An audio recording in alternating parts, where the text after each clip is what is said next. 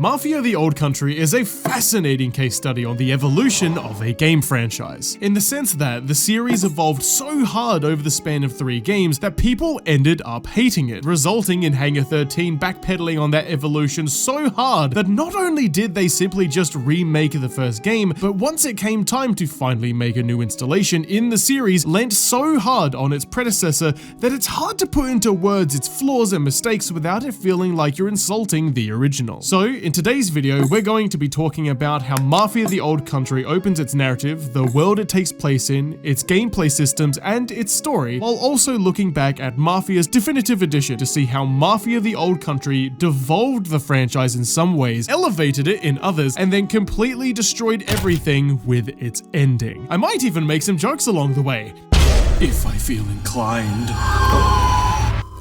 Sorry. Play the intro.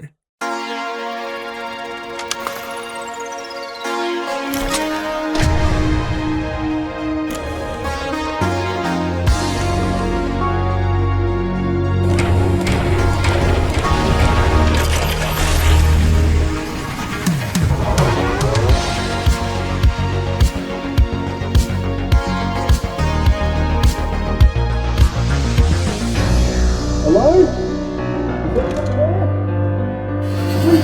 I just came to talk. I need to explain myself. Please. Are you there? I want to say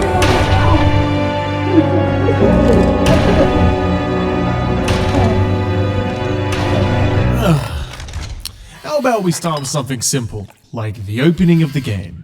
I want to quickly talk about something that is very important to understand when it comes to a critique on a game like The Old Country. I get told a lot in my comments that I'm very negative when I talk about video games, and whilst I understand that it can be frustrating to hear someone complain about a game that you like, I want you all to know that at the end of the day, I do actually like most of the games I talk about, with Outlaws and Shadows being the exceptions. With these videos being critiques, they will always have a negative slant, but I don't want you all to think that you can only critique bad games. It's fine to look at a game that is good and see how it could have been better. So, let's start this critique with something I don't normally do. Mafia: The Old Country is an alright game, and if you bought this game today, I'd stake my reputation of being the guy that says shit, piss, and f a lot, guaranteeing you that you'd have a decent time. But what's worse than a bad game that lets you down is an arguably good game that ends up letting you down. And whilst The Old Country is a good game, in my personal opinion, it was so close to being a masterpiece that watching it fumble what could have been a home run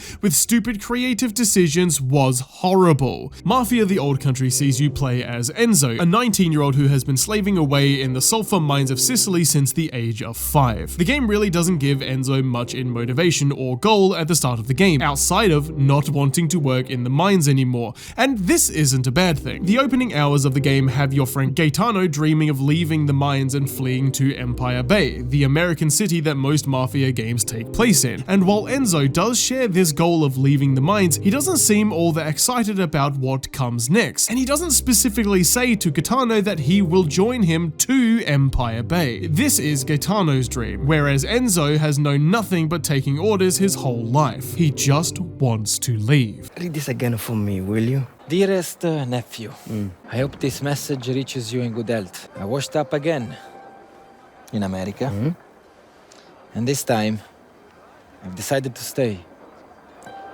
Write to me if you can. Better still, join me here. I'll buy you steak and eggs for breakfast. My fondest regards, Uncle Silvio. America. Steak and eggs. Hey, once we're paid up, I'm on the first boat over. What's this? A character having hopes and dreams in the opening of a story-driven video game?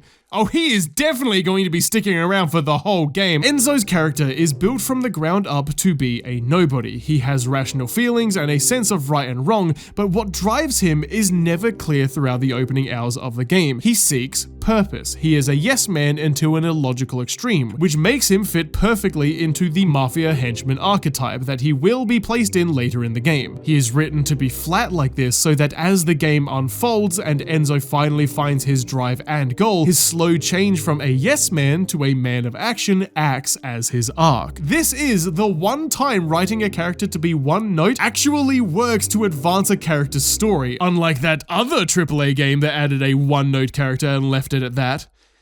I don't even need to give you an example. You just thought of one for me. It's here that you are introduced to the antagonists of Old Country, mainly Don Spadaro, the leader of the Spadaro Mafia, Il Merlo, your very own personal nemesis, and John Bad Guy, who is a bad guy who is designed to look like the moistiest bad guy to ever bad. After some workers don't return from the mines, you are sent down to investigate by Merlo out of spite for sticking up for the workers suffering from work-related injuries earlier on. You go deep into the mines only to find the workers dead, notice a gas leak ripping through the mines, and you try to escape. Gaetano dies trying to pick up the money which will supposedly earn you both your freedom. You fight Merlo in anger of losing the one thing that gave your painful life some structure. You give him a scar, a tremor hits the mines, and you take this opportunity to escape. Okay. So, everything to do with the mines in the opening sucks, and it really didn't have me excited or optimistic for the rest of the game. It feels drawn out, and yet for some reason feels rushed, which feels like a contradiction, so let me explain. Everything to do with the opening on paper sounds good. Your character is a slave, all he has is a friend he can support. His friend dies at the orders of someone else, this motivates you to fight, and once you fight, you know you can't stay and you try to escape. But none of these elements are fleshed out enough to make you feel anything. And they even change and twist historical fact to put characters in situations that would not have happened otherwise. Merlo is a prickly little prick, but he is not nasty enough to you to naturally hold a hatred for him. He is kind of just a wanker to everyone else, and you don't like it. Gaetano's death is frustrating, and it's not just because he is a character that we've only known for 20 minutes and I felt nothing, but this whole thing with the money saved up to buy your freedom just does not work. For both Enzo and Gaetano, they were both sold into slavery as children to pay off their family's debts. This is a system of trading work for paying off debt,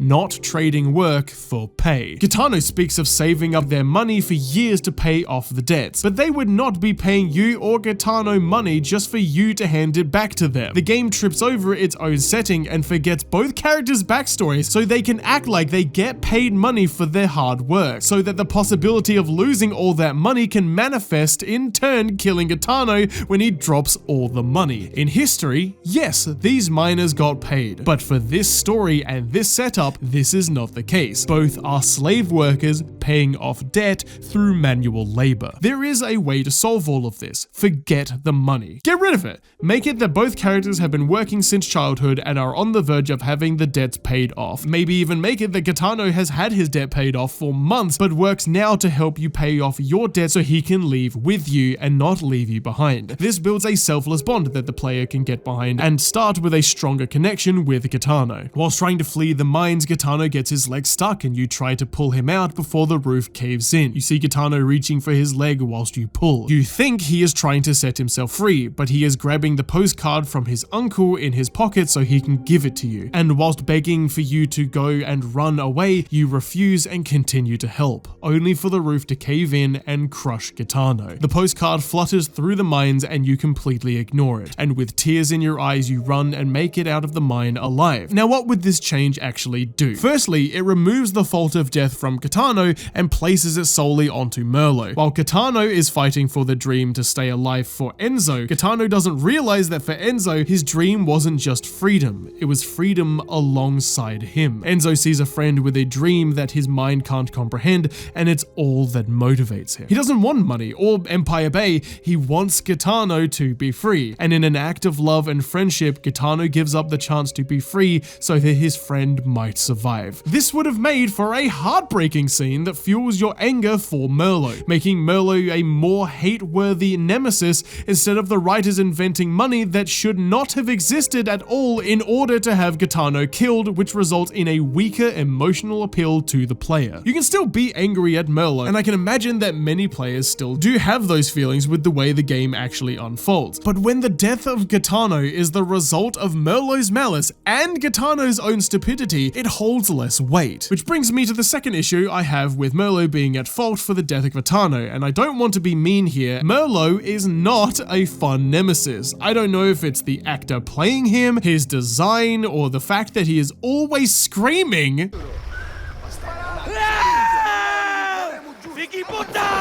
But I wish that the villains of the first 2/3 of the game were at least cool. Don Spadaro looks like a fucking dork. Merlo is just a screaming baby who never has anything cool or intimidating to say. And Captain Gummy over here only shows up for 3 segments in the entire game. Mafia's Definitive Edition has villains that don't show up all that often, but when they do, you know you're going up against some powerful people. What about that, other thing? That's why I'm here. Salieri's still alive. God damn it! Stop your crying. Trying to have a conversation here. Salieri must have figured Carla was the rat. God damn it. Can't even hear myself think. It's gonna be a war. I told you to shut the fuck up! Here though, you kind of don't feel anything for these bad guys.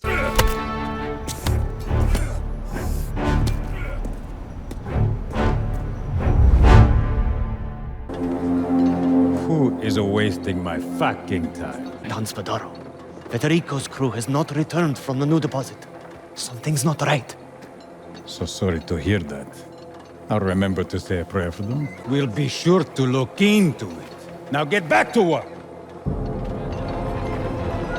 Also, just a heads up, we will be talking about Mafia 1 in this video pretty often, so if you see this icon on the screen, it means the footage on display is from Mafia 1, and if you see this icon, it's the old country, just to help clear things up. We will go deeper into the knife combat later in the video, but for now, let's talk about the escape. And don't worry, this won't take long. You slide down a hill, jump over one wall, a horse just manifests in front of you, and you leave. It feels like there was a massive set piece here that was cut purely to cut down on just how long and drawn out this opening is. And it really sucks. You see people on ridges shooting at you, and you assume that you'll need to hide from them. And if not hide from them, at least have a chase scene where you get away. But no, you really do just jump over a wall, a horse gets scared enough to smash through a barn door, but is simultaneously calm enough to just stop moving and wait for your arrival. Now I will admit this is all very picky. The writers needed to give Enzo a means of escape. Fuck it, give him a horse. But if we go off the life Enzo has lived, he would not know how to ride a horse. This is where setup and payoff always needs to be present, even for the small things like this. If you want to write some bullshit like "and a horse appears," you can write small details that, whilst won't completely justify a creative choice, will validate a player's confusion or perhaps suspend their disbelief. If you plan on making Enzo flee on horseback, write that one of his jobs as a slave to this mafia is that he must feed and upkeep the horses. Nowhere in that context does it show that Enzo can ride a horse, but if you write that Enzo is around horses a lot, when you have a horse break out of a barn and stand still, a player can at least jump to a logical conclusion that maybe that horse saw Enzo and calmed down. You haven't seen Enzo ride a horse, but a player can jump to a logical conclusion that he probably has ridden one before. I'm more talking about this to teach you all that payoff never has to be fleshed out to a degree of perfection. As long as you give a player the tools to make something make sense, a player in most cases will fill in the gap that you never had to fully flesh out in the first place. In Mafia 1, early in the game, after joining the family, the Don places bets on a big race, and when his racer can't make it to the race due to injuries, the Don demands that you be the one to race in his place. Tommy has zero experience as a racer, and it makes very little sense why the Don wouldn't just trust one of his more loyal and skilled men with such a task. However, Tommy was a cab driver, and when put under pressure managed to drive and lose some bad guys at the start of the game. They don't show that Tommy is the best driver in the world, but the game makes you associate Tommy with driving, as that's how the Mafia discovered him, which allows for a player to suspend their disbelief on the logic that the Don has to put you in the hot seat. Setup, even when it is on the lighter side, will always allow a player to go, alright, I guess that makes sense, and sometimes that's good enough. Once you escape on a horse, you hide in a barn and get cornered by the Spadaros. The game teaches you how the stealth system works, which we will talk about later. You get caught by Merlo, and you are saved by the Teresi Mafia, or more specifically, Don Teresi himself.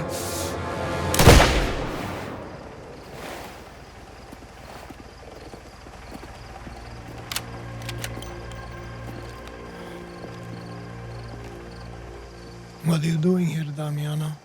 Answer me. Don Torisi, this is Caruso. I asked you a question.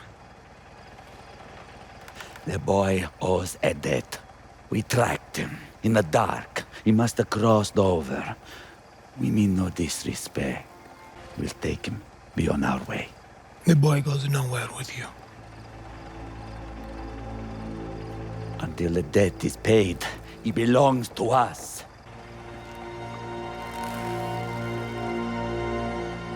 On my land? You want nothing.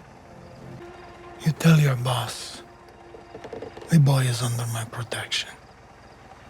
And if our truce is dishonored again, I will repay that offense.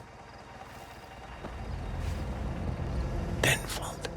Don Torisi is a magnificent demonstration at just how intimidating you can make a character without having them to yell like a fucking moron.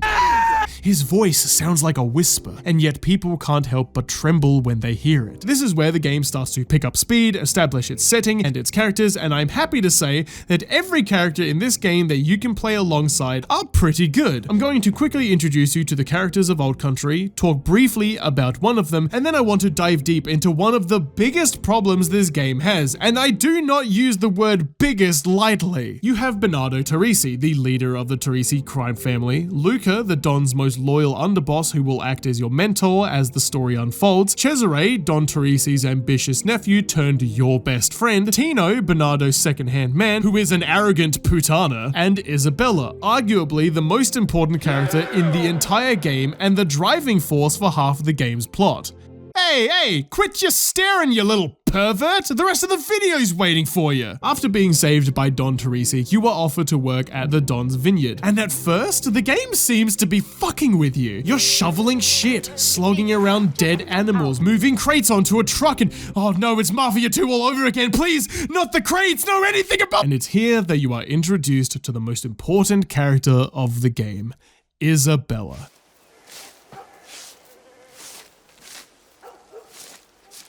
Who are you? Sono Enzo.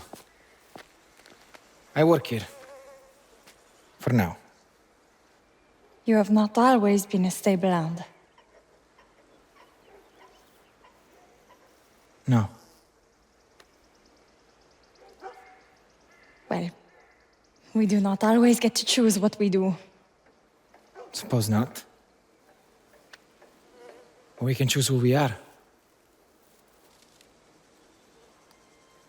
We can.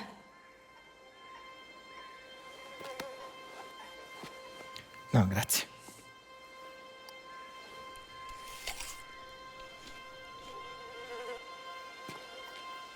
See you around, Enzo.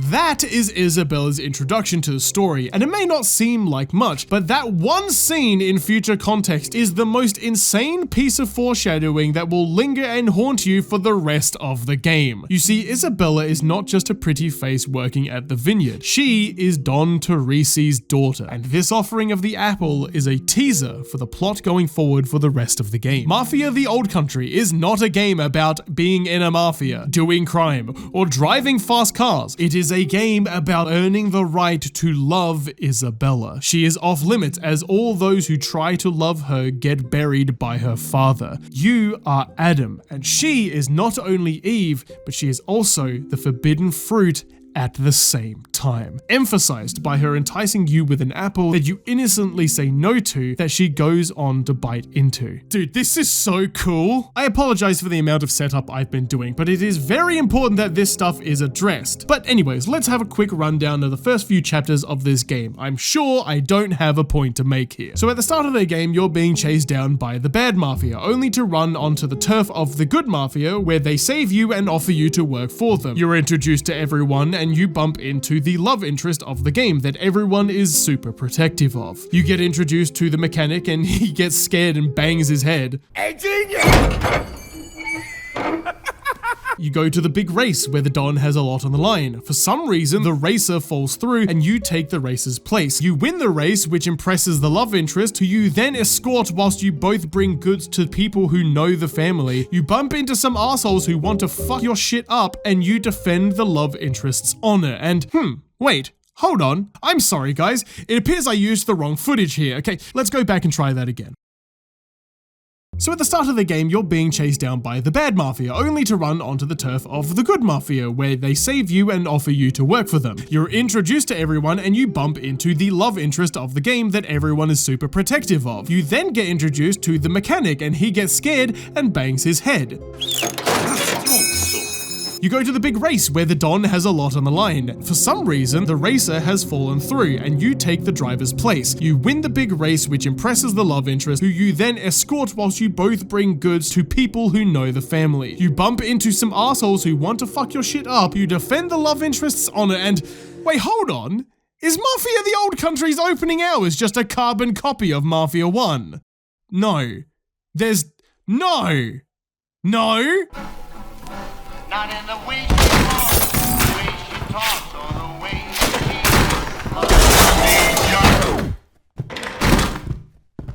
Okay, so this looks really bad. And even I, whilst playing, was getting really upset at doing all the same missions from Mafia 1 carried over to the Old Country. Especially when I only just finished playing Mafia 1. But what if I told you that Mafia the Old Country does all of the same story beats, but better? Joining the family is a skip and a breeze in Mafia 1. You bump into them, you do 2 missions for them, and you are part of the family. In the Old Country, however, the threshold for joining the family feels a lot more important, and what is expected of you is much greater and feels more rewarding once you actually make it into the family. Sarah, the love interest in Mafia 1, is organic, but feels like only a very small piece of the story and fades into the background once Sarah says she loves you. She literally vanishes out of the story despite Mafia 1's story being about Tommy wanting to save Sarah and his child by ratting to the feds. Where in the Old Country, the love that Enzo and Isabella end up having for each other is something that drives the plot of the entire game. In Mafia 1 and the Old Country, both love interests are key to what drives our player character's goals, but only one game enforces the importance and tragedy of love throughout its entire runtime, and it's Mafia the Old Country. Even the big race is better in Old Country. In Mafia 1, the big race that earns you mountains of respect in the family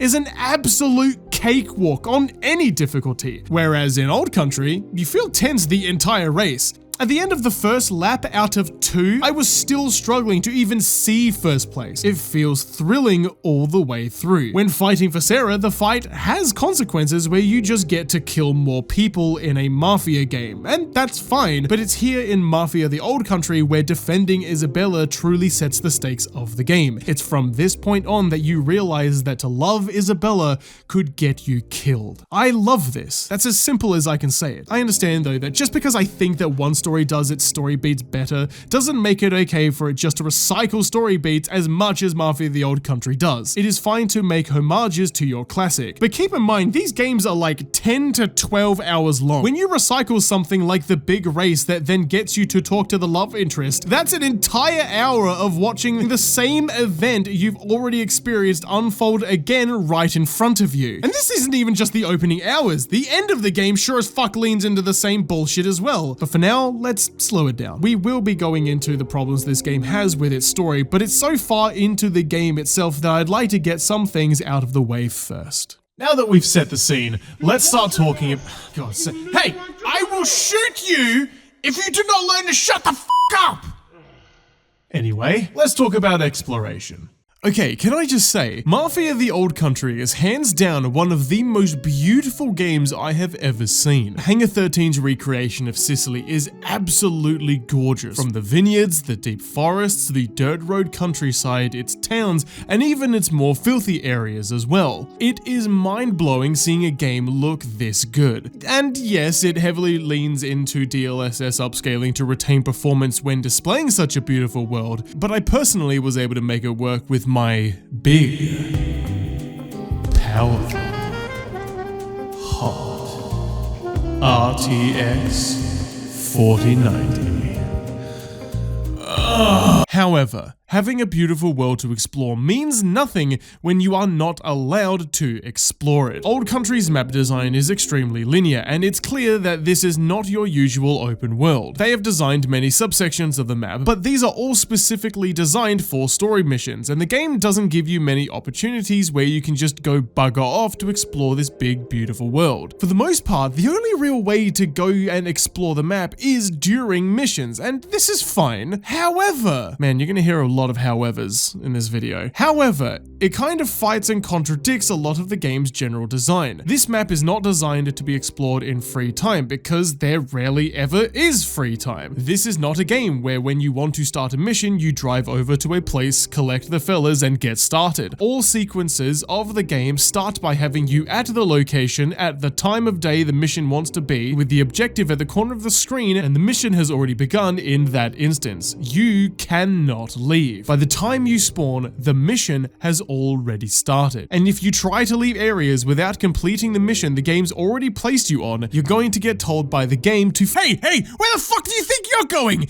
Get back here! And again, this is fine. What isn't fine is that the game actually has things in place for you to do in the open world that it never gives you the time to do. Early in the game, you are introduced to Pasquale and his mother. During missions, you can collect medallions worth a decent chunk of change and sell them to Pasquale's mother in order to make good money. And yes, the game does have a money system, and you can spend that money on paint jobs for your car. At the vineyard where you live, you can buy guns, change out your loadout, or even purchase vehicles, but if you want them painted, you need to make your way to Pasquale's workshop. And here's the problem. The game never gives you free time to do this. There is only one segment after you are introduced to this location where the game openly tells you that you can go here if you want to. Outside of that, when you are mid-mission, you can attempt to stop by and do what you want to do, but if you happen to have someone in your car for that mission, when you want to see Pasquale, the game either locks you in the car or tells you to get back in or you'll fail the mission. The game wants to give you freedom to spend money and buy cool items, but never gives you a break from what is, again, a really cool game to actually do what you want to do. Yes, you can buy things from the vineyard where most missions start from, but not everything is available from here. And keep in mind, one of your biggest incomes in order to even buy things in the first place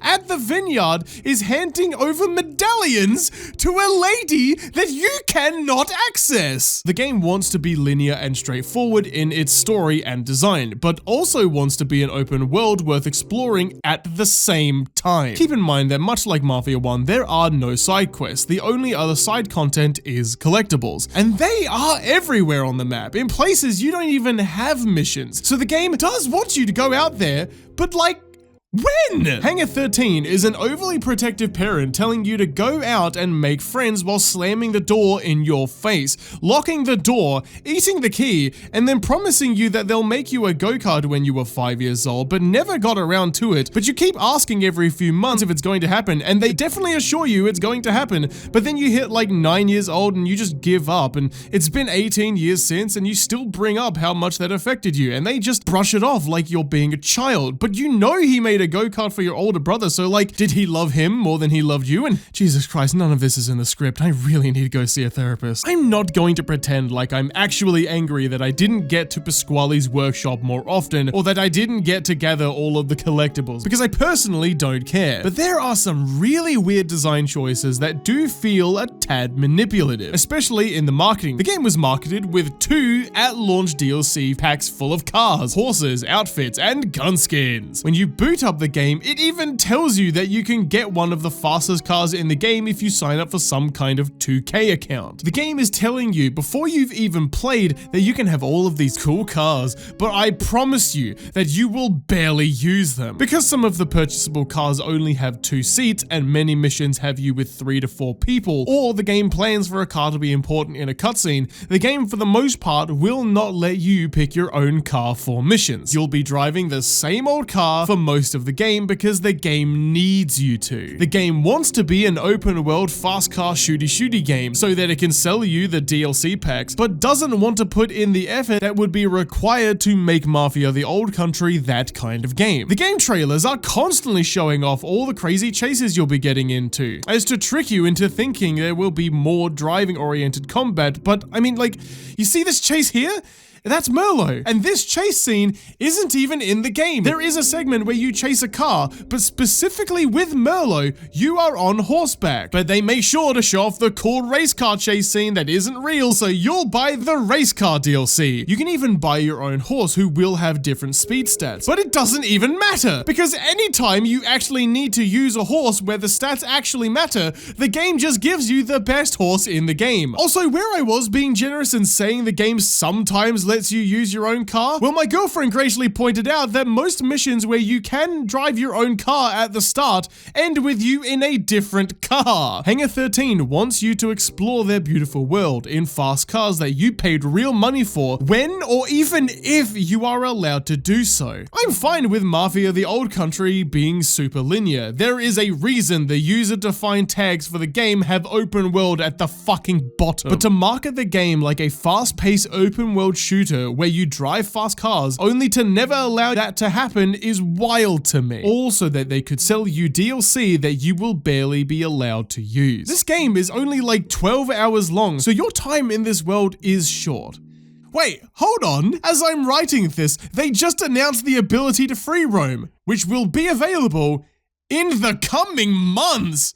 What? Why was this not at launch? You literally need a free roam mode to collect the collectibles to get all of the fucking achievements. What is happening? The whole world is modeled. The collectibles are out there, and if you brute force it, you can collect them all. So why the fuck is it going to take a few months just to turn off the area restrictions? Mafia the Old Country is a beautiful game with restrictions on how you explore it that don't really affect your enjoyment of the game's story, but I still find it very strange that they showcase elements that fight against the game's core design, just to make the game a little bit more marketable. Now the real question is, how does the game actually feel to play? Because, god damn it!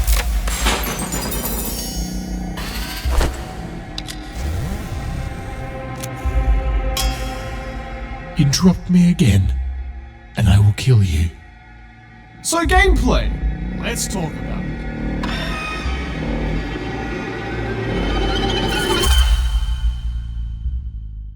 There are 4 types of gameplay you will experience in Mafia the Old Country, if you exclude the race and chase sequences. So I want to focus on the main 4, or kind of the main 3. You do a lot of walking in the Old Country, and it's always for the purpose of talking and interacting with characters. And whilst having a large chunk of your game being a walking and talking simulator, it's kind of hard to complain about that when that's what's expected from a story-oriented game. I really like parts of the story far more than most people, and oh, don't worry, we'll be getting to the story real soon! But I don't really mind the quiet segments where you are just walking around and talking to characters that start off really cool. You know, start off. The main core gameplay scenarios are stealth, gunplay, and a new combat system, melee-oriented boss fights. Let's start with stealth. I'm sorry if you like your video essays as a slow burn, but here I'd like to jump ahead a little and just say that this game is terribly easy on all difficulties. The stealth doesn't do anything new, and that's fine. Fuck, that's like the 5th time I've said, and that's fine. Man, being nice to video games is hard. But it's not really trying to make the player think either. It's a mundane feedback loop of throwing coins to distract enemies, walk up and press circle or square,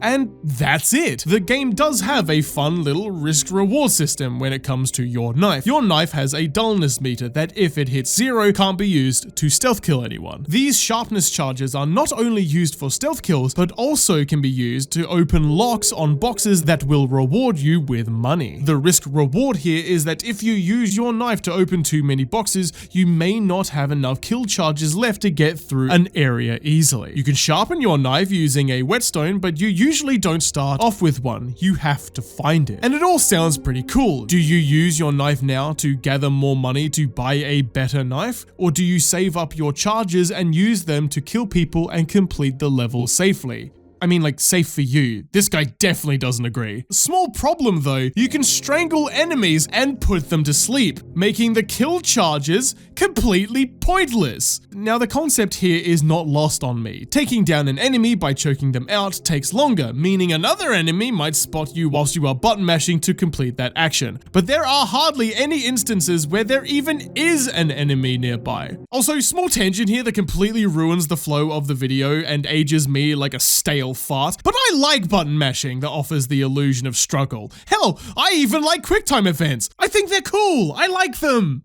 Sue me! For the whole game, every enemy is just standing on their own, doing nothing. Aside from the rare instance where they start off next to someone and all you have to do is wait for that second person to expel their "damn, some weather we're having" ass dialogue, they leave and they don't return to potentially catch you in the act. What's worse is that when you kill someone, when you loot them, they can just give you a whetstone. So as you are stabbing people and losing your kill slots, you are just getting them back faster than you can use them. What results from this is the game being an absolute cakewalk when it comes to stealth, because it completely redacts its system of allowing you to run out of kill slots. The only time the game caught me off guard was when the second guy that normally walks away didn't walk away and I had to go around instead of killing them. Fuck, it was so rare that I don't even have footage of it. And if that's the peak moment in your stealth gameplay, that I went around one time,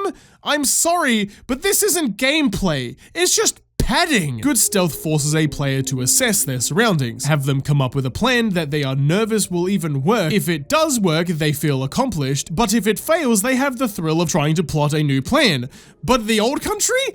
Takedown, takedown, takedown. I don't think you're ready for the takedown. K-pop Demon Hunters was so good. If there is a guy and he is alone, you just kill him and move on. And if someone happens to spot the body, there are no alarms. They just look at the body and go, "Mamma mia, this man's been stabbed. I hope that while I sit here staring at the body that is still warm, no one stabs me in the back." Ah, fettuccine ragu! There is something here, and I can feel what the developers were going for. And it's not like these systems don't make for some fun, but when every stealth sequence is this easy, it gets dull real fast. Next, let's talk about gunplay. I do respect the developers for not making every gun have an upgrade tree with interchangeable attachments. If you see a weapon dropped during combat, you can equip it. And if you want the weapon for the long term, you can buy it. No magazine upgrades, no silencers, 3 pistols, 4 shotguns, and a wide array of rifles where what you see is what you get. It can be fun to upgrade weapons and scale your firepower as a video game unfolds, but when every enemy is just a guy who can die to a single bullet to the head from any gun, I don't really see the point in it, and I respect the developers for sticking true to the franchise and keeping things simple. We have all played a third-person shooter with cover mechanics. Unless you're a loser, Henry, from fucking California. There really aren't that many ways to improve on the formula in a setting this simple, but I can at least say they didn't fuck it up. On the higher difficulties, it always feels like you need to be keeping an eye out on what kind of enemy you're fighting. And even though there are only 3, these 3 archetypes make for some really fun moments. You got snipers, general, grunts, and rushers. Snipers stay to the back of the fight and make it practically impossible to kill them when you are running a shotgun. They make things more interesting when trying to bounce from cover to cover. You need to wait for an opening between shots to make your move. Grunts are pretty simple. They hide behind walls and bounce out in small bursts, and if there is more than one aiming at you at once, you're gonna see that health bar drop real fast when trying to move from cover to cover. Rushes, however, is where things get real fun. Now, I can't imagine that what I'm about to talk about counts for those playing with a mouse, but I was playing on a controller on a PC with aim assist turned completely off, turning rushes into little freaks out to eat my butthole. Rushes, which is not their defined name, that's just what I call them, are double-barrel shotgun-wielding bastardos that will rush your position and are the sole reason that combat is any good in the first place. Sitting in one spot and just waiting to pop heads when they show up is not fun. Rushes, however, force you to either go on the aggro or they just interrupt your flow of staring down the barrel watching nothing happen. When you hear the second shot go off, you know they are reloading, and this is your chance to jump into action, take them out, and start finding a new position. Overall, the gunplay was fun. Was I nice enough? Did I force myself into saying really nice things about whatever the fuck this is? Can I be mean now? Cool! Mafia the Old Country's gunplay is absolute fucking dog water, and here's why.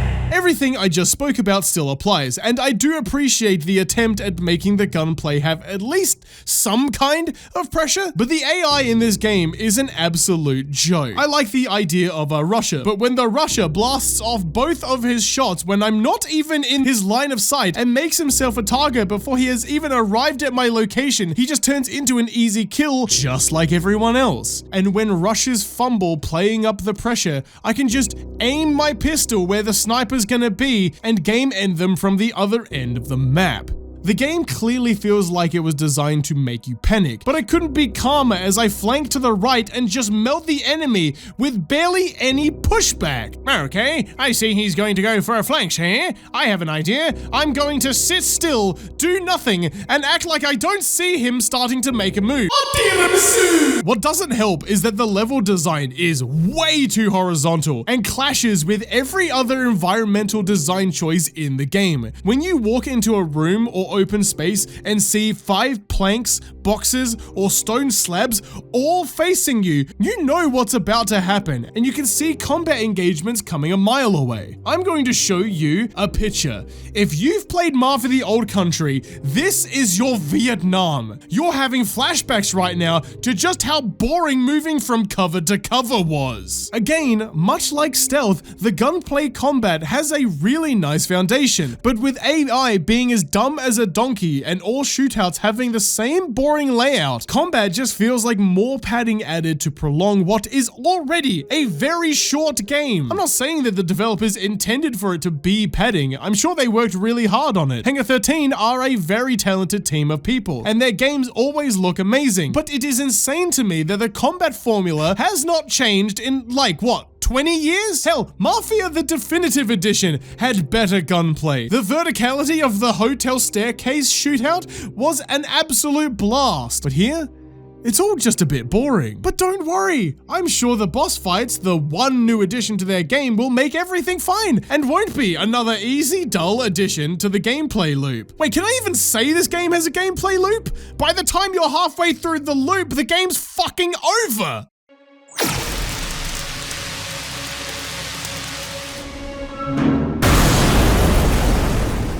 We interrupt this video to let you know that this is a robbery. You want the video to continue? Then put all the money in the bag! These videos are a lot of fun to make, but they're also kind of expensive. So I'd like to talk to you all about my Patreon and my YouTube memberships. Now, if everyone was willing to give me their money, I wouldn't have to spend so much time robbing banks in order to make these videos happen. Well, that's not good. Patreon pledges and YouTube memberships offer a wide variety of benefits and rewards like behind-the-scenes content, early access to the videos, and your name listed in the credits of the video. And hey, if you donate $10 a month, you get your name read out at the end of the video! That's kinda cool, right? All these funds go towards 3D assets, commissions, concept artists, voice actors, and so much more. Become a member today by clicking the join button under this video, or to become a Patreon member, click the link in the description. Oi! A little bit of warning, man! So you want a side profile? God, you think I committed a crime or something? Credit where credit is due. The idea of boss fights where both men of honor throw down their guns and start swinging switchblades at each other is pretty cool. What isn't cool is how easy it is. I understand that the rest of the game is easy and a super hard boss fight coming out of bumfuck nowhere might be a little jarring to some players, but maybe if you didn't put half of them to sleep with the rest of the gameplay, you wouldn't have to be scared about waking them up. Knife fights are a 1v1 battle of wit, which includes parrying, so it must be very in-depth. But no, if the enemy starts an animation and you don't see a big scary X, you press square and you win. It's a waiting game. Wait until the swing, parry and get a few guaranteed. Wait until they go to block, break it, and get a few hits in. You won't even be attacking them, and they will just pull up a block. Now they can't attack you, and they are just waiting for you to press the right bumper and start shagging them. Yes, yes, I'm going to stand completely still and do nothing. Oh, this is how I'm going to beat my opponent. Oh, Prosecco! There is a boss at the end of the game where the game throws in some cool new moves for the boss, like throwing dirt in your eyes. They can grapple you if you don't dodge in time, and they will fake out swings just to bait out your parry so that you'll be open for an attack. And this is the only time in the entire game where you feel like you're actually facing a challenge for the first time, and it's really cool. Why is this the only time they actually do it? And another quick bitch, but I am sick and tired of steamrolling every single boss in a knife fight, only for the game to decide in the middle of a fight that there is a cutscene animation of me getting fucked up. It's almost like the game expected players to struggle more than they actually do, and have there be badass sequences where these arseholes can show off. It's like stealing candy from a baby, and then having the baby laugh at you exclaiming, "Haha, see? I bet you wish you had some of my candy, but you can't have any." But enough about all that boring stuff. Let's get to the real juicy shit that they couldn't help but ruining by the end point. And now we can finally talk about the story. He's watching us right now, you know.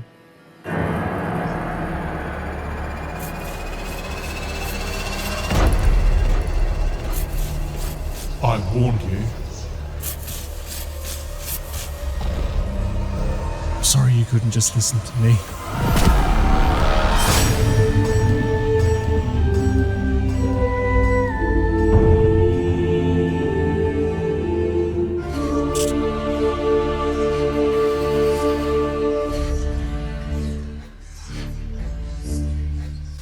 So, about that story.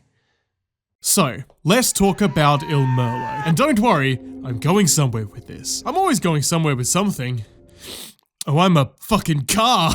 At the start of the game, I really wasn't convinced that Merlo was going to be an interesting villain.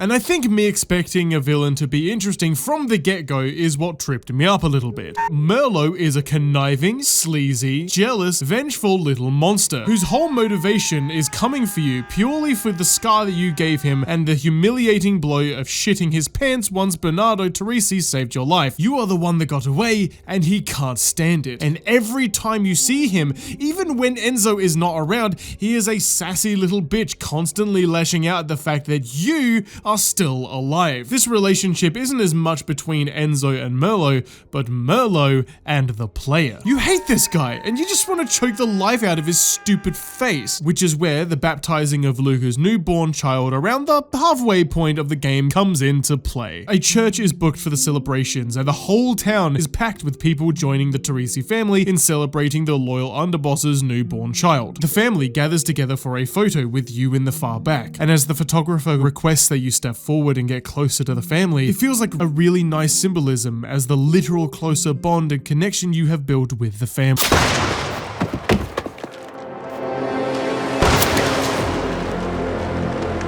Assassino!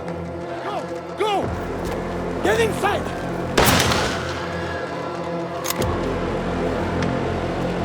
Spadaro bastards! On a holiday! Luca, keep them safe. Merlo is in the tower of the church and just tried to assassinate you. Oh, it's on. What ensues is the best sequence of the entire game. You are crawling through stalls that you were just admiring as bullets rip apart the love and care that the people of Sicily have put into their crafts. Your best friend Cesare offers you suppressing fire as you run into the church. You face Merlo in hand-to-hand combat, and this just feels good. You're kicking his ass, and he manages to escape. You're chasing him on rooftops, falling through ceilings, slamming through people's day-to-day lives to kill the man that just tried to take everything from you. He finds a car and you chase him on horseback. He eventually crashes, but manages to surprise you. Final showdown begins, and I am just obliterating him. Once his health bar hits 0, you slam him to the ground. It's over. You finally beat Merlo. You stab him in the throat. He tries to call you a filthy mind boy, but he can't manage to get the words out. Luca shows up trying to help you, but the deed is done. One of the best story beats of the game has come to a close. Man, I love you guys. You guys are great. I say that because I've trained a lot of you viewers who have watched a lot of my videos to know when I'm fucking lying to you. Everything I said was true until the fight is over. This shit goes on for like 30 minutes straight, and once it's all said and done, and you literally beat Merlot, the writers just decide that, actually, no you didn't. He stabs you with something that I can't make out, but it's definitely not his knife that he had in the fight, gets on top of you and was going to kill you, even though you were the one that won the boss fight.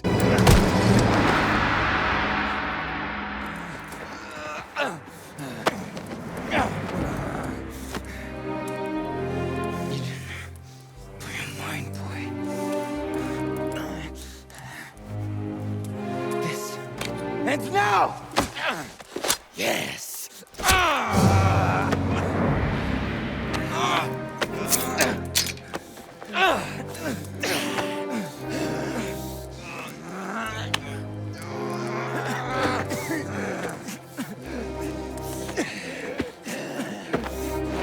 Luca then just spawns in, shoots Merlot in the head, and saves you by stealing the one kill the game's been hyping you up for since the start of the game. Not only does the game just go back on the fact that you beat Merlot, but also just lets Luca take the kill. Merlot dies thinking that he has bested you. And while it's not bad writing per se, I don't think players really give a fuck if it's good or bad when you piss them off regardless. The game does amazing build-up, making you feel something, gives you emotionally driven gameplay of you fighting your hardest for an outcome. You win, and then the game just decides that you lose. But why am I talking about this? Why put so much emphasis on this? Well, what if I told you that what just happened on this small story beat also happens to the entire game's main plot as well? It is easy to crash out over a bad game not justifying its runtime with a bad ending. It is another thing for a game to make me like it this much despite its clear flaws in gameplay, make me love everything about a game's plot, characters, twists, and story, only for it to hand over a big fuck you 20 minutes before the credits roll. And just to make it clear how upsetting the ending was for players, on the 9th of August, the game was sitting at an 85% on Steam. By the 11th of August, the game was sitting at 70% because people had started finishing the game and players were pissed. So, what happened? Like I said earlier on in the video, Isabella is forbidden fruit. After just saving her life from Spadaro thugs, Luca warns you that even being seen with Isabella could get people talking. And even if what people say is not true, it could still get you killed. Being in the presence of Isabella is a death sentence.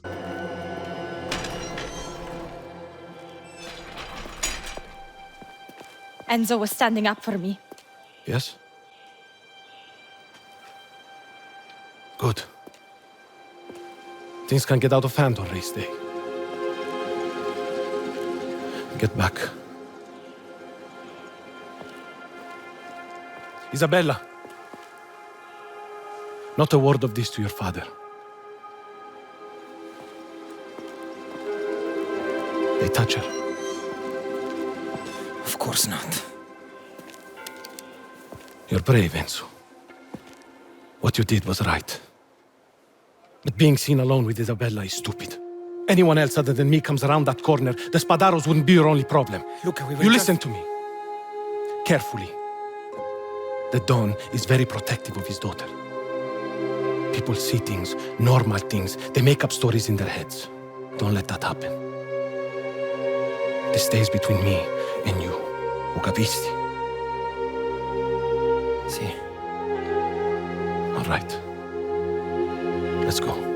But this isn't a story about staying away from Isabella. Mafia the Old Country is a story about a rational yet delusional boy who falls in love with a woman that does love him back and is dedicated to doing the Don's bidding in the hopes of someday getting her father's blessings. And I'm going to say this with my whole chest, but this is the one time in a video game that I have been emotionally engaged and fascinated with a love interest in years. And it's not even because of Isabella being written really well. It's the simple fact that the game makes you anxious at every turn that someone might catch you. And it's all thanks to the amazing writing of Don Teresi and Tino. You don't see much of Don throughout the game unless celebrating with the family, but Bernardo Teresi's presence in the game is felt even when he is off screen. Every single man that works under him is an extension of his will. They are his eyes. And if anyone sees you with Isabella, he will know in a heartbeat. Whenever the game has characters tell you that the Don wants to speak with you, it is chills up the back of your neck. Have you been caught?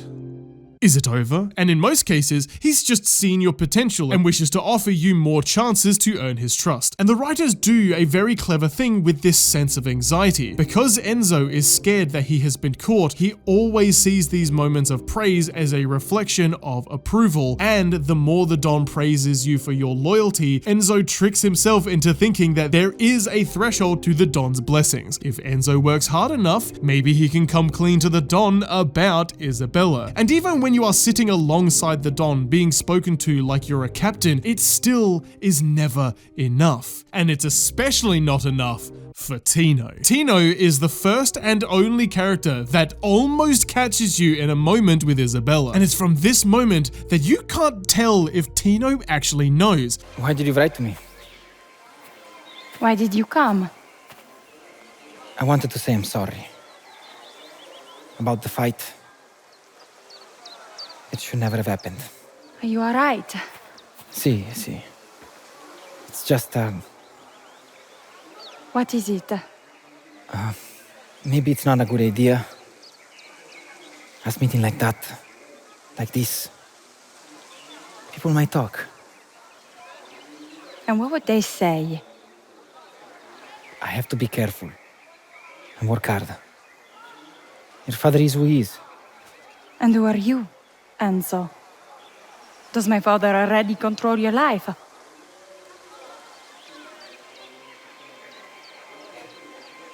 I'm sorry. Hey.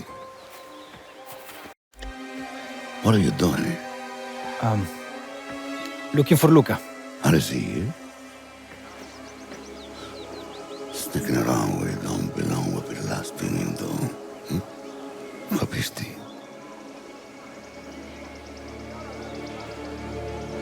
Your father is looking for you. And you're not a paisana dragged up outside. Put on your shoes.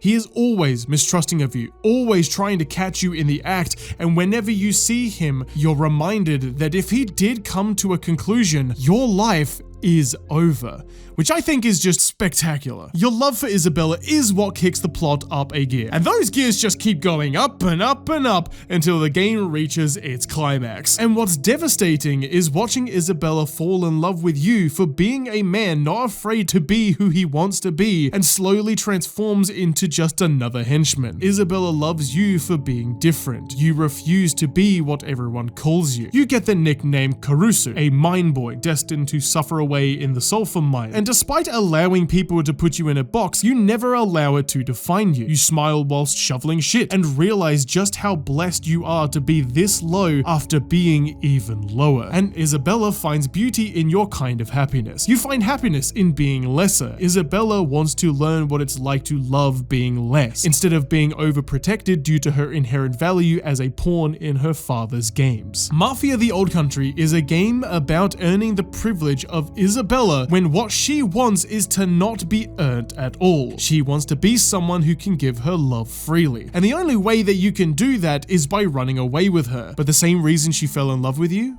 is why you can't leave. You owe this family the world. You are convinced that this is freedom. Freedom from the mines, freedom from being a Caruso, and yet you are still trapped. You can't love who you want. You are still called a mine boy every day, and as the game goes on, you try to earn the Don's favor so that you may take Isabella's hand in marriage. But the day you finally earn the right to name your prize, the Don names it for you, and it's to put you in charge of the mines that once held you prisoner. Just the man I wanted to see.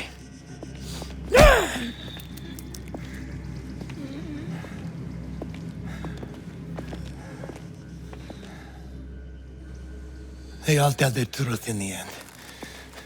Teste de minchia.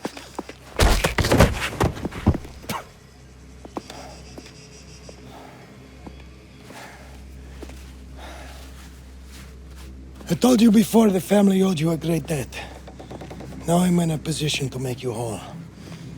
My respect, my gratitude, whatever that means to you, you have it.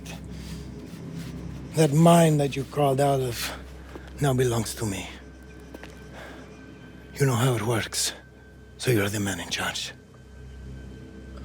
This will make you a very rich man, Enzo. You'll have everything you ever wanted. Everything you deserve. After you kill the Baron holding the land hostage, kill Don Spadaro, and give Don Teresi his prize, you still feel like a prisoner. You feel like an asset, just like Isabella. Just before you kill all of the Don's enemies, Isabella is revealed to be pregnant with your child. You throw your life in danger as a last-ditch chance at making Isabella happy. But she does not want you to prove yourself to her father. She wants you to prove yourself to her. What are you doing down here? What is he asking you to do? Answer my question. Answer mine. I need to take care of something. I won't be gone for long. Let me guess. He wants you to go alone. I can handle myself, Isabella. I have to do this. Enzo.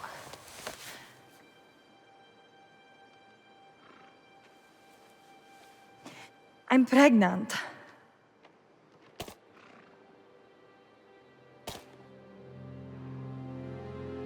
I need you here, with me.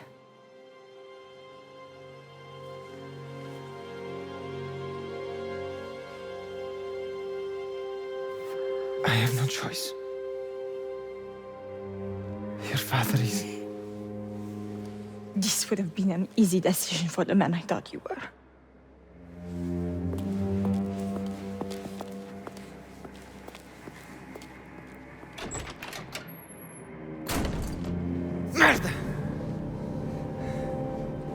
But you choose her father, and it doesn't work. You are still afraid to confess your sins. So you plan to leave. And a lot of what makes this plan to leave feel so tense yet emotional is driven due to the only person helping you being Valentina. Valentina is shown throughout the game to be a worried wife to Luca. After the assassination attempt on your life, she is horrified at what comes next. Luca is responsible for 2 children now, and Valentina can see the walls closing in. Something big is coming, and she wants to leave. But Luca is too loyal to the Don for all he has, and stubbornly holds his ground. And when shit finally hits the fan, Luca dies. Resisti, Luca, tranquillo.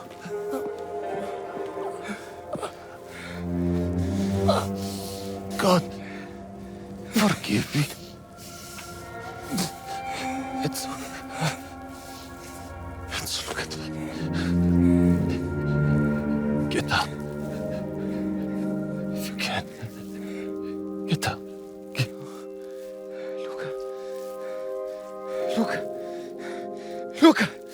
Luca! Luca is everything you wanted to be. A man of honor that won the girl, had a family, and yet in the end, he ends up in the ground like the rest of them. Enzo has been so focused on getting the Don's blessings that he hasn't even thought about what comes next. He is thinking like he did in the mines. He thinks about freedom from the mines. He thinks about freedom to love Isabella. But after that, what happens? At this point in the story where Luca dies, the Don confides in Enzo and makes it seem like Enzo will have to take Luca's place. And he falls for it. Enzo still manipulates himself that this is the key to eventually loving Isabella. There is a scene where you realize just how manipulative and cruel the Don really is. And it's right here. He's here, Uncle. Good. Something to discuss with Enzo. Betrayal burns because it can only come from someone close. An enemy can't hurt you like a friend. Fontanella's made a choice, and Spadaro won't stop now. All that I have, all that we have, will be lost. Word has reached me that they're settling their deal in Palermo tonight. Out in the open at the opera. We have a friend in Palermo. He can get you where you need to go. I make those bastards pay. For your loyalty. This family will owe you a great debt. It's done. Both of them. My most dutiful soldier. You did right by Luca. You did right by this family. Thank you. Don Torrisi.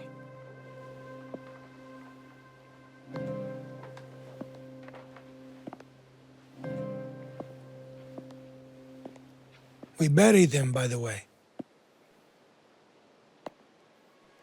Up at the chapel.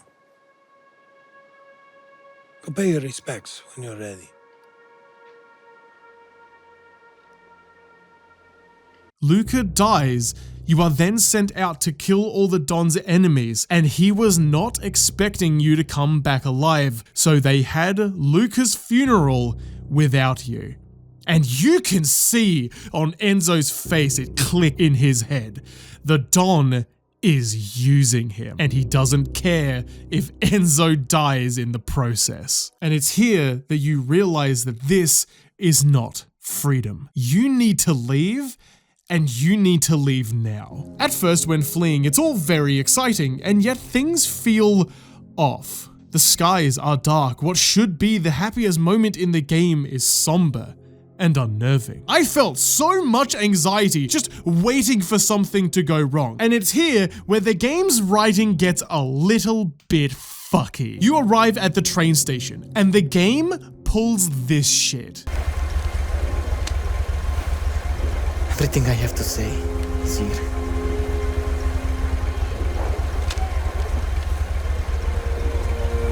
Oh, fuck.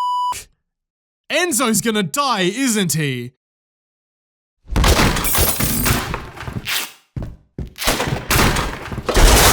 You are about to get on a train which will take you to a boat, and that boat will take you to America. And for no fucking reason at all, Enzo's just like, hey, I have something I want to tell you when we're on the boat, but I've just written it all down for you. Why the fuck would he write down what he wants to tell her in person? Is it because he's going to die and this is the only way that Isabella will know how he feels? This scene here is the turning point of this game's quality. Enzo writes down things he wants to say in person for no fucking reason when he is already in person with Isabella. Enzo and Isabella walk onto the train platform, only for you to see Cesare in the background. My heart sank. This right here is soul crushing. And respectfully, despite how frustrated I was with the letter, I loved this.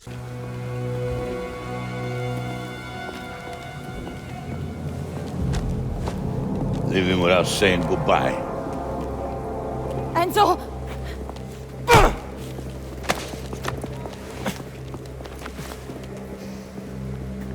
I always knew you were trouble, Caruso. Now you're gonna get what's coming to you. Get your hands off me! And he's not the only one. Father Ciccone, tell us about your dirty little secret. You broke your father's heart. So much for the sanctity of the confessional, huh? You bastard! Let her go! But your sins may yet be absolved. Your father's made arrangements. No, no, no! Pick it up. I said, pick it up.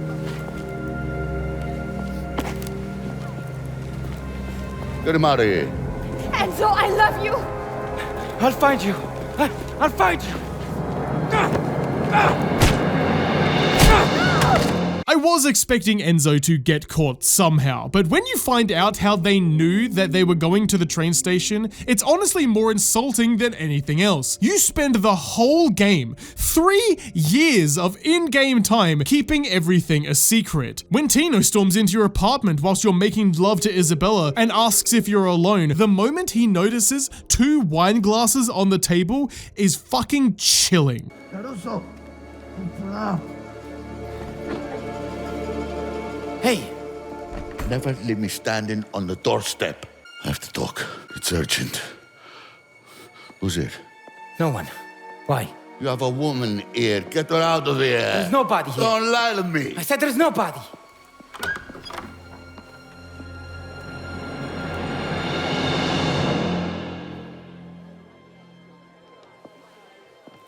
You are terrified that you're about to get caught in the act, but Isabella was smart enough to flee before she could have gotten caught. She is a very smart character who is smart enough to keep this relationship a secret with no one suspecting a thing whatsoever, until she just randomly decides to go to a priest off screen who, by the way, works for the Don, and just tells him that she plans to flee with Enzo. Why the fuck would she do that? She spends 3 years keeping all of this a secret, and then the writers needed to figure out a way to get you both caught, so they just retcon her into being a fucking moron. Let me be clear, this is not what I'm talking about when I say the ending is bad. This is a small hiccup compared to the insult that is coming. The whole game is pretty decent. Disconnected adventures, not really worth talking about, where some characters die during a war with the enemy Mafia, and it's pretty good. Go play the game if you want a fun story game to play, but I need to warn all of you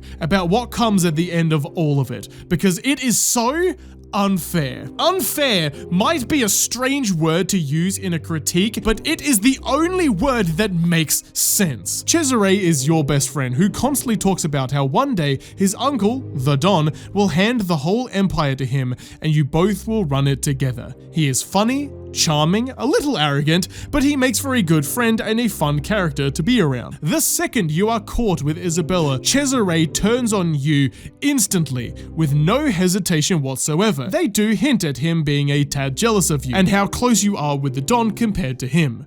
He's here, Uncle. Good. You did good. Sit.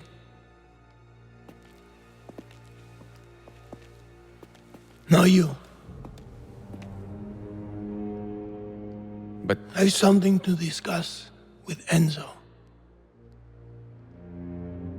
I won't say it again.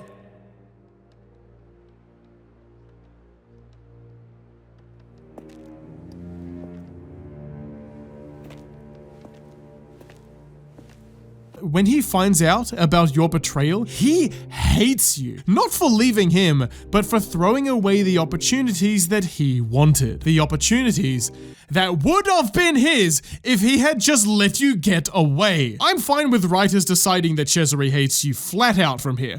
What I don't like is what they do with him next. The game hints throughout the chapters that something is wrong with the volcano. Every chapter starts with the rumbling of the mountain, and by the time you are caught and being interrogated by the Don, the volcano has erupted and you try and use the chaos it causes as your means of escape. Get to Isabella and finally take her away from this life that she hates. Cesare fights you and wants to kill you for betraying him and to finally impress his uncle who has never rewarded his potential. Cesare is trying to kill you. Just keep that in mind going forward. You beat him, and because he is like a brother to you, you let him live. This I like. It would be very out of character for Enzo to kill his best friend who he spent this whole time trying to explain himself to.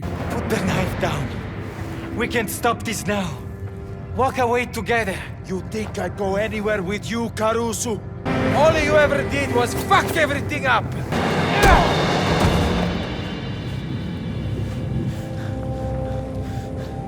Just do it. Come on!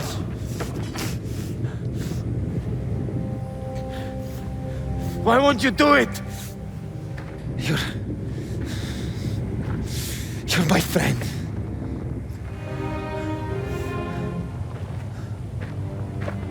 It all could have been yours. He gave you everything. Live for yourself, Cesare. Not for him. Not for this. You then go through a chase scene with Don Teresi. Isabella hates her father for controlling her life, trying to marry her off for money and wealth, and he has just tried to kill you to keep you away from your love. This is it. This is the big showdown. Don Teresi is not a hard boss, but it does catch you off guard. He is an old soul who has crushed so many enemies in his time that he has moves that you've never seen before. Like I spoke about earlier in the video. That boss fight I was talking about, that's this boss fight. You best him and fatally wound him in the process, and he uses his last words to scold you, proving that he never believed you to be anything more than a tool to be used.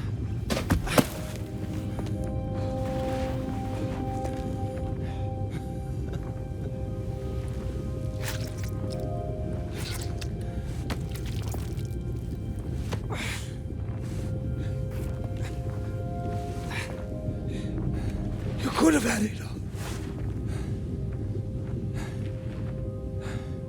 I have everything I need. So demanded.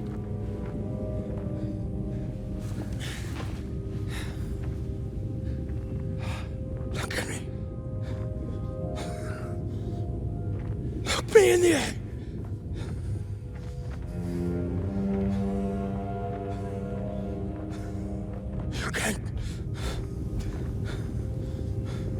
You can't change.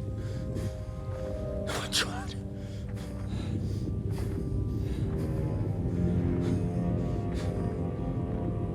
You're nothing.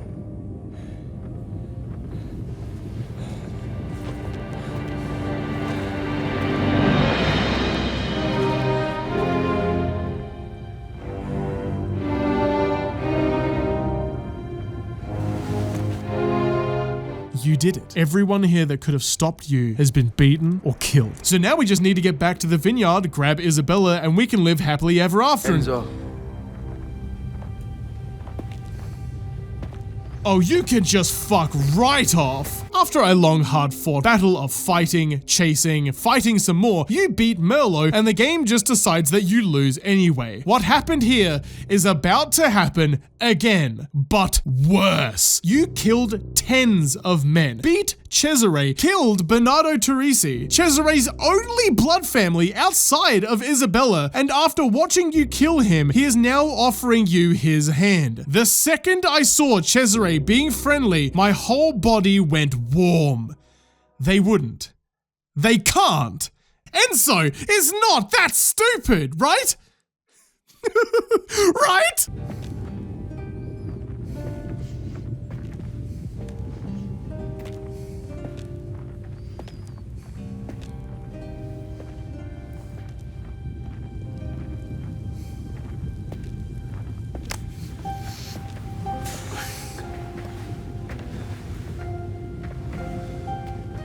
Just you and me. Like we said.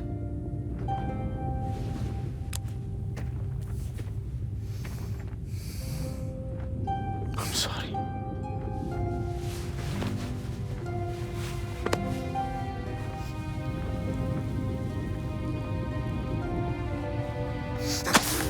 I'm sorry.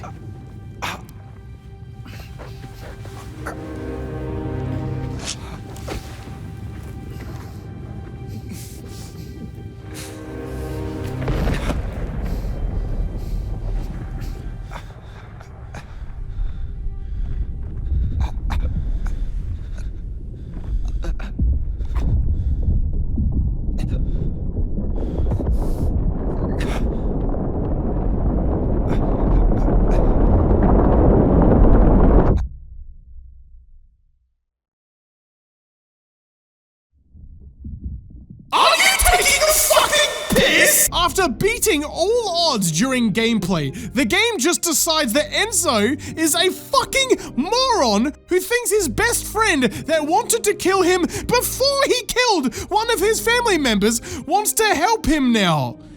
Enzo dies. I normally complain about this bullshit because it's bad writing, but I'm more just writing this because this just isn't fair. Enzo did everything right. I, as the player, beat every obstacle constantly without fail, and the game rewards me by giving me a sad ending for no fucking reason. The game then cuts to Isabella and has you play as her as she stealths her way through the burning vineyard, and you have a mini boss fight where you kill Tino, which is like, okay. And as Isabella finally makes it out and she's going to go to get Enzo, Cesare shows up and gives Isabella the tickets that Enzo bought that would have taken them both to Empire Bay. Dude wasn't even against the idea of Isabella leaving. He just wanted to kill Enzo out of spite because reasons. Like, there actually are reasons. I just don't fucking like it. This is the most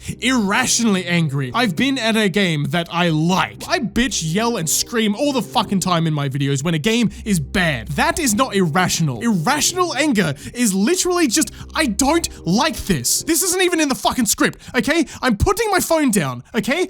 I don't like this ending because it's unfucking fair and actually makes for just a worse story. It really does feel like this was written this way because they could, not because they should. I'm not saying you can't have Enzo die, but having him die like a fucking dumbass after fighting this hard is insulting. Not even to the character, but to me. You want to know how the game could have gone? You want to know how you can kill Enzo and still have a good ending to your game? You are seriously injured from running away in the mines and fighting Bernardo. Cesare, a boy that has spent his whole life wanting to prove himself to his uncle, realizes now that there was no way to impress the Don. Enzo took out all of Bernardo's enemies and brought peace to the lands, and Don Teresi, in his dying words, still refers to Enzo as a mine boy. Realizing that he himself has been calling Enzo Caruso for the last 3 years, realizes now just how much he has been letting his uncle turn him into another monster. A monster that his cousin Isabella rightfully fears. So, he puts his hand out to help you. He doesn't care that you killed the Don. It's over now. He puts his hand out to help you, sees that you are bleeding, and promises to get you to Isabella. With the Don dead and every other leader gone, Cesare sees that because of you, he really did get what he wanted. He can now lead the Teresi family. He realizes that him fighting you was just an extension of the Don's anger, his jealousy to impress a man that hardly loved him, the man that was always brushing him off, as I showed you earlier in the game. He finally has freedom, the freedom that he realizes you wanted for yourself and Isabella. You play as Isabella, and when you make it to the gate, you see Cesare driving a car, with Enzo slumped over the passenger seat. And as Isabella cries with Enzo's face in her hands, he tells her that it's okay, and that she is finally free. He hands her the tickets. He thinks back to his time in the mines, how he longed to free his best friend, and how he failed. He promised his friends in the mines and Isabella that they would both make it to Empire Bay, and with his last dying wish, he tells Isabella, if it's a boy, let's name him Gaetano. Enzo passes away as we slowly fade to black. And as we fade back in, we see Isabella looking across the sea to Empire Bay. Enzo really did keep his promise. Isabella and Gaetano finally made it. But we don't get that. Instead, we just end our game knowing that Enzo got duped by a guy that just tried to kill him by just letting him kill you, and Isabella gets given tickets, potentially not knowing that her cousin was the one that killed Enzo. I think the reason why a lot of people can't stand this ending, me especially, is because it doesn't even say anything. You just die. Because they wanted to make the ending sad. You can make an argument about, oh, how they always get you in the end and they just happen to get you earlier in this one. Fuck that. I'm sorry, fuck that. This could have been a beautiful, happy ending, and they just didn't want you to have that. It doesn't have an interesting message. There is no through line that this completes. You just die because they wanted to make the ending sad. If you write for a character that everyone loves to die just because, you're a fucking asshole. You can have a character die whilst also allowing your audience to be emotionally fulfilled. Tommy dies after living a fulfilling life with his family. Tommy knew that time was eventually going to run out. He made more enemies than most, got out, was happy, and then that happiness had to get paid in full. Enzo was strong enough and smart enough to take out all of his enemies, all of his enemies. There was no one left to come after him until he magically wasn't smart enough and just let a guy kill him because he really needed a hug. Mafia the Old Country is a game that I really like. I'm not one to enjoy romance in a video game, but I was so drawn in by these two characters that whilst I might have complained a lot in this video, I hardly noticed the flaws in the moment. I didn't care how easy the shooting was. I was shooting to save Isabella. I didn't care how floaty the boss fights were. I needed to kill the Don to get to Isabella. To have the one thing that made me blind to this game's flaws get shattered right in front of me was like taking off the rose-tinted glasses in real time. Mafia the Old Country is a game that has amazing setup, amazing characters, and amazing story beats that all refuse you the satisfaction. You don't get to kill your nemesis. You don't get to earn the Don's blessings. And even when you are victorious and have bested all of those in your way, the game just retcons those victories in real time to prevent you from having what you want. A game so scared to try something new that they made the same game again. Win the big race to get the girl. Defend the girl's honor. Plan to flee the Mafia with the girl to live a happy life. And get betrayed by your best friend who is jealous of you throwing it all away for love. It's the same game, but better until it came to giving you what you rightfully earned.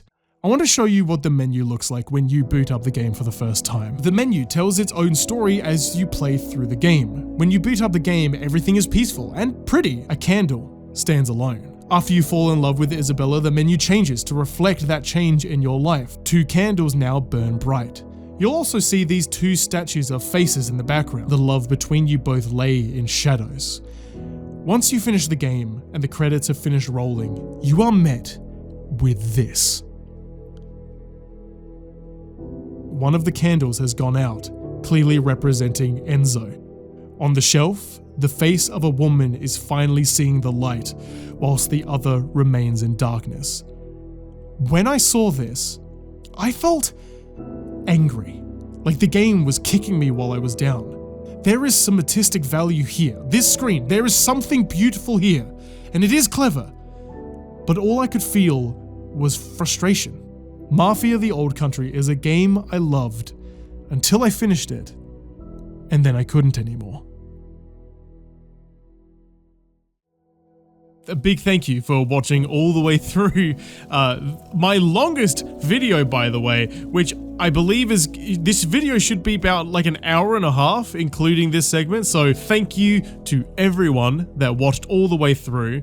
A big thank you especially for my patrons and YouTube members that are up on the screen right now, but an even bigger thank you to Papa Sun, Astral Phoenix, Fancy Feet with 3s instead of E's, and by the way, I've been saying for a while now Fancy Feet with 3s instead of E's. That's not their name just is Fancy Feet, but for some reason I just felt like saying it like that, so I'm sorry if I'm saying your name and it's irritating you. The Superstorm49, Coffee.pot.cat, Call of Mutts, Video Par 97, Sneaky, IR Awesome, Engine and Tonic TM, Discellanius, Snowbird, Mr. I Blush 24/7, Just V, Sierra Williamson, Mr. Cabbages, Pyre, the Superstorm 49 again, Unikiv, or Unichiv? Wait, hold on, no, I've had this conversation with you. We actually know how to pronounce your name. You told me in a comment. Give me a second. Damn, okay, I can't find the comment, but again, I am so sorry. It's Unikiv or Unichiv or Unikiv, so sorry. Daikon, Engine and Tonic TM again, Coffee.pot.cat again, and Call of Mutts again. All of you, I am so disappointed with your ability to be bad with your money. Why are so many of you just terrible with your money? These people literally argue and fight in my Patreon chat on my Discord because they all want to be the one person to give me the most money. It's insane that I have so many people wanting to support me as much as you guys do, and thank you. If you enjoy my videos, I would ask that you maybe support me on Patreon or become a member. It's as little as $2 a month. You get a lot of behind the scenes content, which I think you'll really enjoy. I'm very active on the Discord Patreon chat if you have any questions, but it's been really wonderful feeling like I have a community now. people that look up to me when it comes to video games, which is really important with the way the world's going right now. But I don't know. I think it's nice that I get to talk about video games and maybe distract you for a little bit. People say that I'm really mean to video games, but I just love the art form. It's nice. But anyway, I'll leave you guys to it. Thank you all. And I will see you guys in 1 month for the Borderlands 4 video. Ooh. And if you were upset that there wasn't a Transformer sequence in this video at the opening, don't worry. I've got you covered. So I'll see you guys in the next video. Bye.